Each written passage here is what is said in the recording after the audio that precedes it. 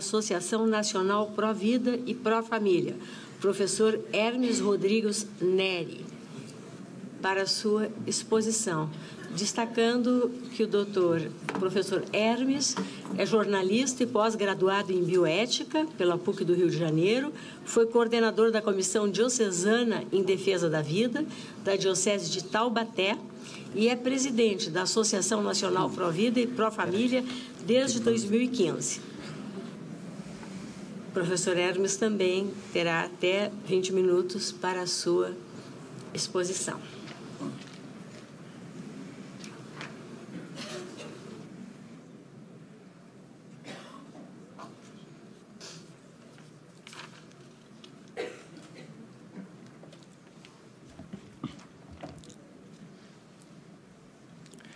Senhora ministra Rosa Weber, relatora da DPF 442, senhor ministro, excelentíssimos ministros Luiz Roberto Barroso, demais autoridades, participantes dessa audiência pública e demais presentes. Chegamos ao final da segunda década do século XXI, em meio a tantas possibilidades promissoras de melhorias nas condições de vida humana do planeta, com tão ricas potencialidades, e nos deparamos ainda com o principal desafio bioético da atualidade: vencer as forças de poder que não reconhecem que a pujança da vida deve ser abundância para todos, e que nenhum ser humano deve ser privado do direito à vida. Mas o que vemos, infelizmente, é se agigantar uma cultura da morte, especialmente com a agenda do aborto, que obscurece as esperanças de um tempo em que deveríamos, solenemente, declarar a proteção e a inviolabilidade da vida humana desde a concepção, porque a vida vale por inteiro, não só para alguns, para os mais fortes, e nem só em algumas fases. Eu faço aqui homenagem ao grande médico defensor da vida, que vai ficar exposto aqui no painel, Dr. Jerome Legene, a quem eu homenageio nesse meu pronunciamento. A história é já conhecida por muitos expositores, especialistas que aqui estão hoje, mas é preciso resumi-la para situarmos melhor a questão do debate que o Supremo Tribunal Federal propõe nesta audiência pública. Desde 1952, com a fundação do Conselho Populacional em Williamsburg, Estados Unidos, juntamente com a Fundação Ford, nas décadas posteriores, vários demógrafos neomalthusianistas propuseram o aborto como o meio mais eficaz de controle populacional. É óbvio que o alvo de tal controle são os pobres, os mais fragilizados da sociedade.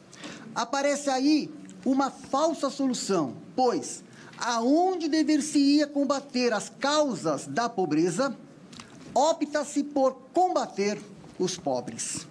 Um combate entre quem tem poder e quem está debilitado e precisa, portanto, de apoio.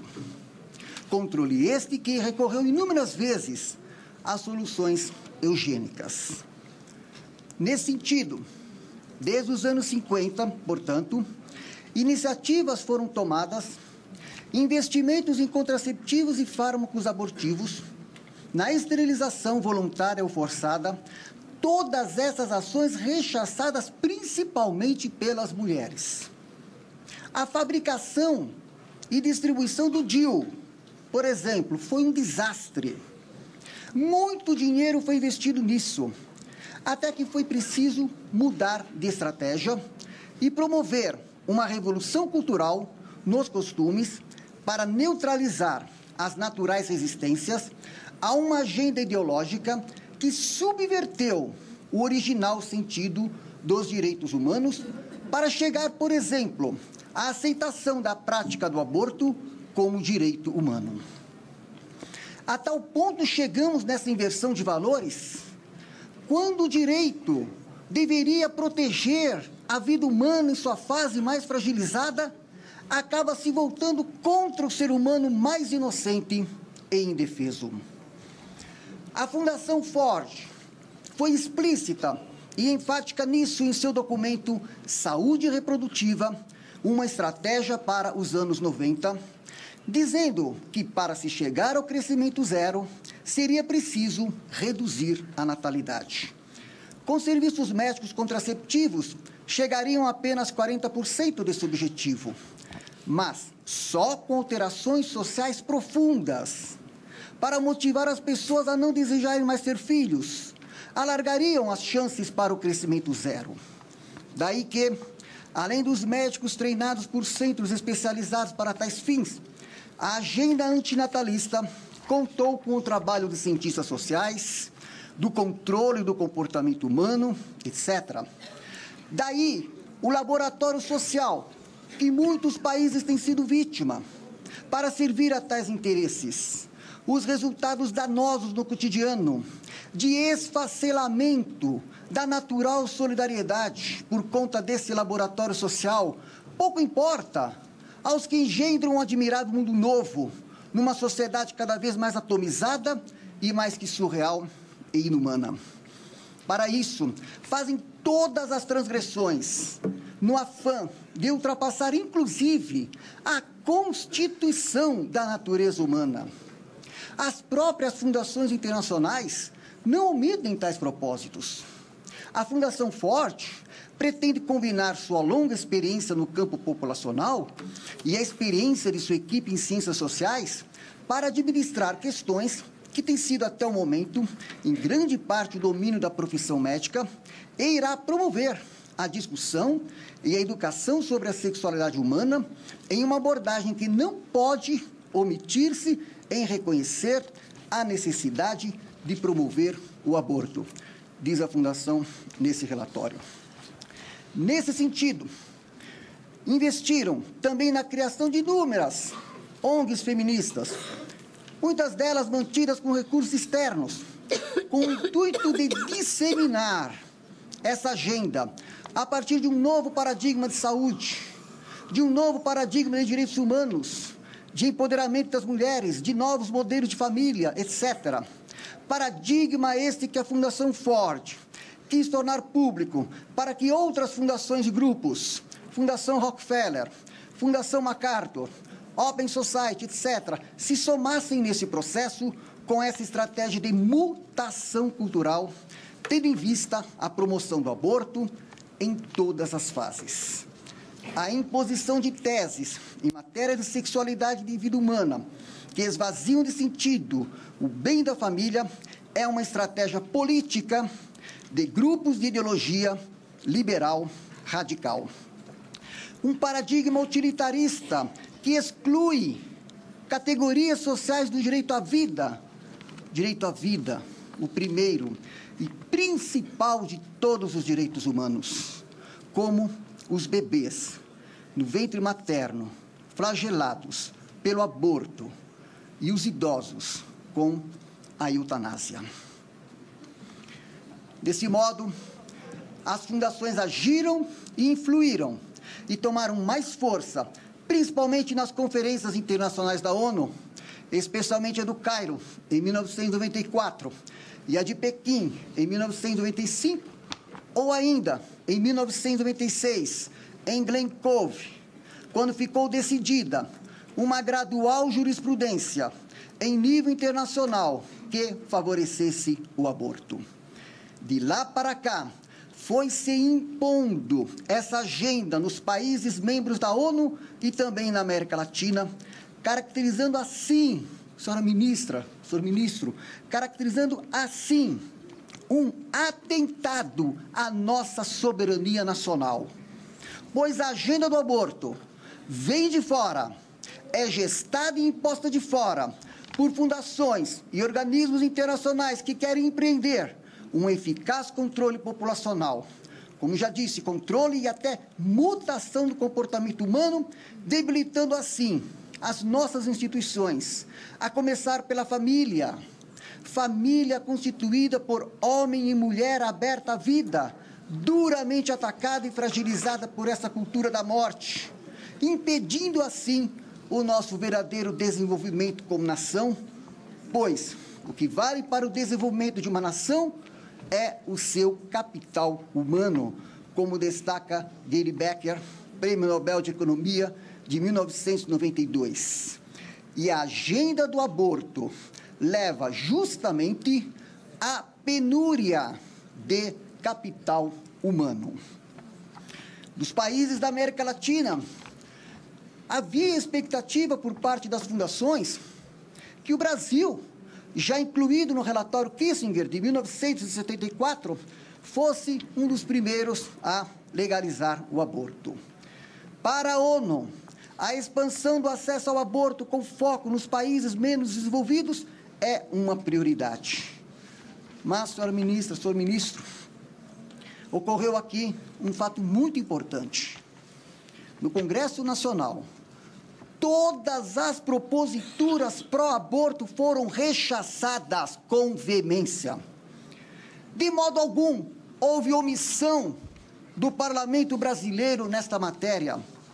E nem controvérsia constitucional. Daí a surpresa para muitos dessa DPF 442, pois uma DPF se justifica juridicamente quando há uma questão de controvérsia constitucional, o que não houve na questão do aborto. Pelo contrário, a legislação atual permanece como a que foi aprovada pelos constituintes em 1988, somente incluído os casos de anencefalia após a DPF 54. E nunca houve contestação de constitucionalidade. Obrigado.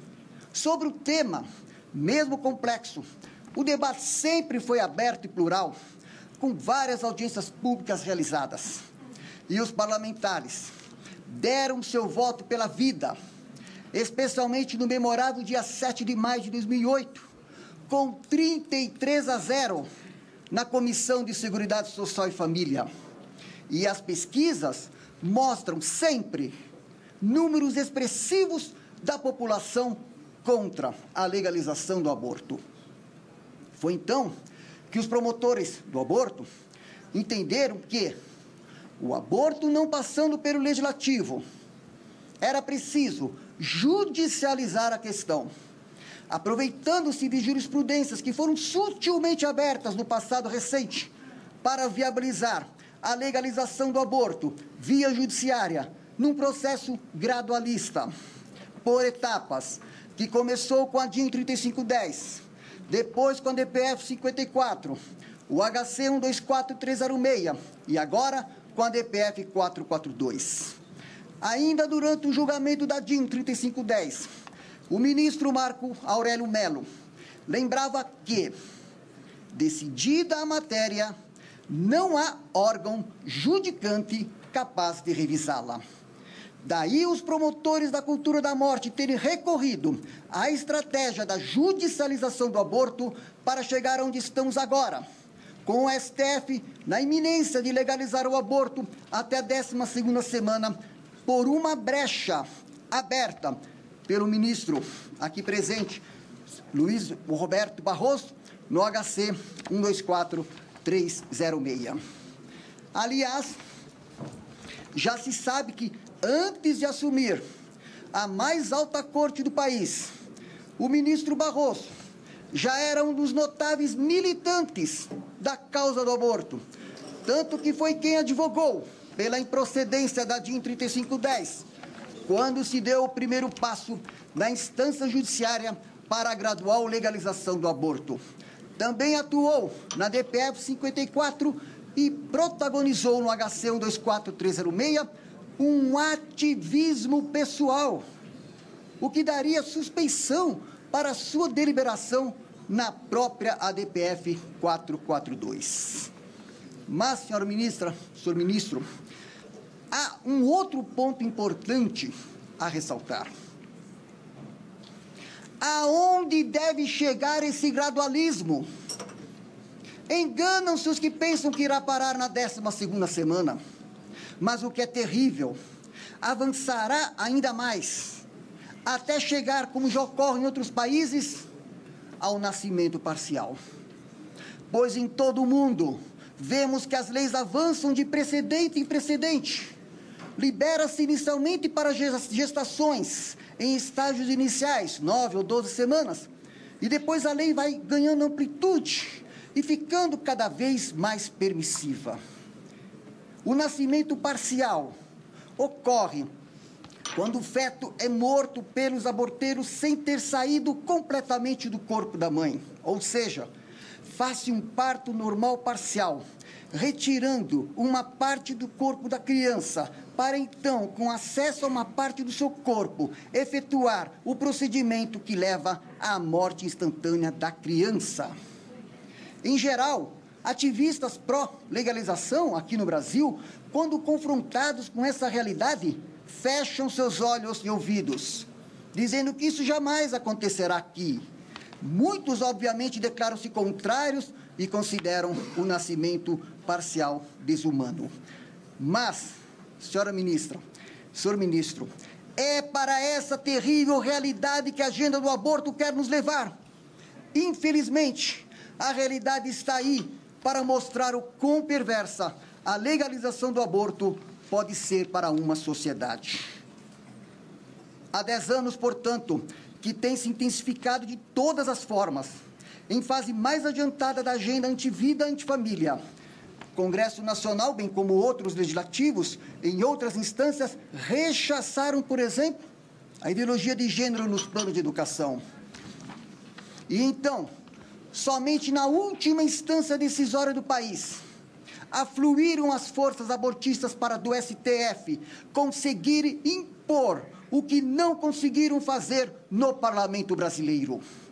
Nesse sentido, a judicialização da questão do aborto agudizou ainda mais o crescente ativismo judicial, provocando já reações diversas em vários campos e setores da sociedade que, para salvaguardar as prerrogativas do poder constituinte, que pertence originariamente ao povo soberano, não se aceita que venha do poder constituído a última palavra sobre um tema, pois, decidida a matéria, não há órgão judicante capaz de revisá-la.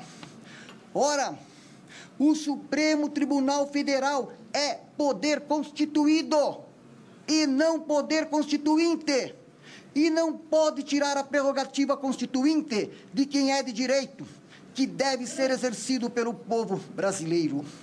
A judicialização da questão do aborto agrava flagrantemente o equilíbrio que deve haver entre os poderes, porque o judiciário, ao usurpar de suas funções, ao exorbitar de seus poderes, subverte, na essência, a tripartição dos poderes e comete, assim, do ponto de vista constitucional, um atentado contra a própria Constituição, da qual o STF existe para justamente defendê-la e salvaguardá-la. Judicializar a questão do aborto trata-se, portanto, de uma violência institucional não prevista, não autorizada, não justificada e muito menos amparada por nenhum artigo da Constituição Federal. Os maiores constitucionalistas sabem disso. Em O Federalista, por exemplo, é dito que sabe que a distribuição equilibrada de poderes constitui meios e meios poderosos para evitar distorções e abusos que possam comprometer, assim, as próprias formas de governo instituídas pela Constituição Federal. Por isso, no Congresso Nacional, está tramitando o PL 4754/2016, que estabelece o 6º crime de responsabilidade na Lei 1079/50, o de usurpar a competência do Poder Legislativo ou do Poder Executivo. Senhores ministros, estive agora, dias atrás, nos Estados Unidos, e conversando com várias lideranças, pude constatar um grande movimento que busca revisar os efeitos danosos na sociedade, quando lá o aborto foi legalizado via judiciária na controversa questão Roe versus Wade, em 1973. Os norte-americanos promovem anualmente uma das maiores marchas pro-life do mundo, assim como em outros países da Europa, onde foi legalizado o aborto. Os resultados que temos visto hoje são terríveis e desumanos. E cada vez mais amplia-se a consciência de que só preservando o capital humano é que se garante um verdadeiro desenvolvimento das nações. E a grave crise econômica e social que hoje a Europa vive, por exemplo, deve-se muito também, senhora ministra, senhor ministro, à inversão da pirâmide populacional. E os melhores demógrafos do mundo sabem disso. Como efeito da agenda antifamília e antivida das fundações internacionais.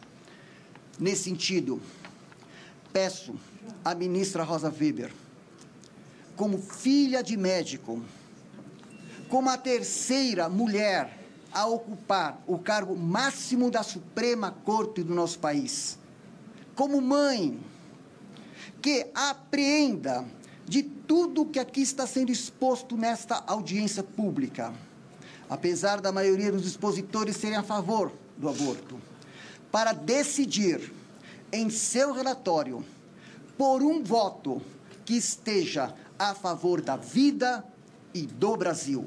Muito obrigado.